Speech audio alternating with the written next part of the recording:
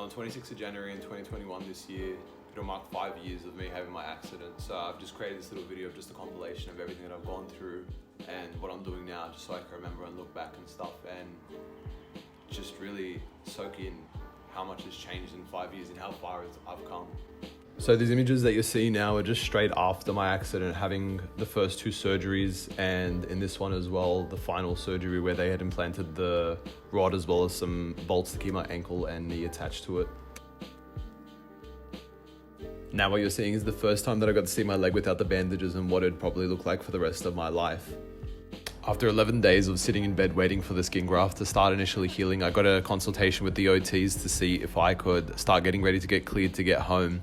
So here's me trying to stand up for the first time and actually put some weight onto that foot, as well as just stand up to see if I could actually be ready to move. You see me standing here on 2 crutches with the assistance of the 2 OTs, and it's not going so well. Immediately after the OTs left me, Mum broke down crying, just so unsure of where we were going to be and how the rest of my life was going to plan out. But definitely my mum was the biggest supporter in all of this, and as you can see here, trying to play basketball with her just to keep my spirits high. After about another week, I'd finally been cleared to go home, and here's me signing the papers to get out of the hospital, as well having my first shower, taking up 3 seats on the aeroplane, and finally landing back in Sydney, wheelchair bound for a while. The first consultation I had when I got back was with the plastic surgeon, so I could see what the wound would actually look like after I cleaned it up and see what my leg would look like for the rest of my life.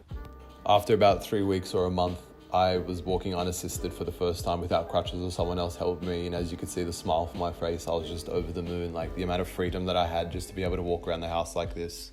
After about a month, I started seeing a physio 3 times a week to start rehabilitating my leg and to stimulate the healing, and about after a year, we still saw no progress in bone union.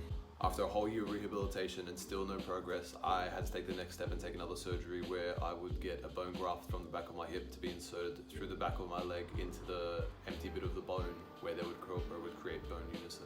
At this point, after a year of not being able to do any physical activity, I'd taken a pretty big toll to my mental health, and I was starting to really get worried about what the rest of my future would look like and if I'd have to start changing the kind of person I am and the lifestyle I was pursuing.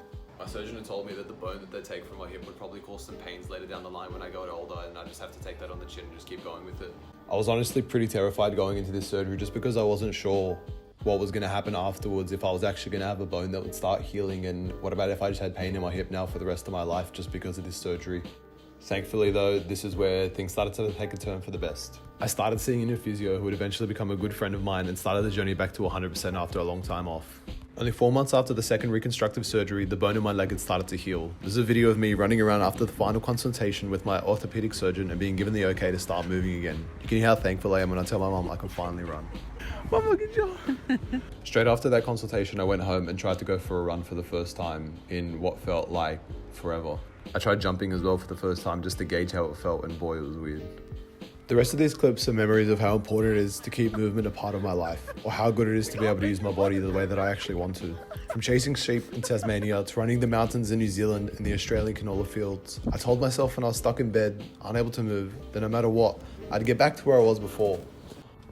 And honestly, at this point 5 years later, I far surpassed where I thought I was, and I've gone further than I ever thought I could. I started so many different sports and learned how to use my body in different ways. I started running in the beginning of 2019 as a way to build up my cardio for the sport I was pursuing the most at the time, which was boxing. I eventually fell in love with it, and I've kept it up to this day. It's got this element to it where you kind of get into a rhythmic, almost meditative state. So, just went out, 6K run, 4.5Ks in. It's going well. Right now you can see I'm probably sweating a lot.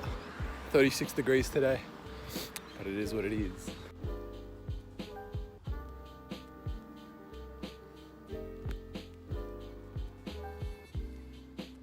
At the beginning of this year, I started running every single day to try and achieve the goal of running 100 kilometers per month, or doing 1,200 by the end of the year.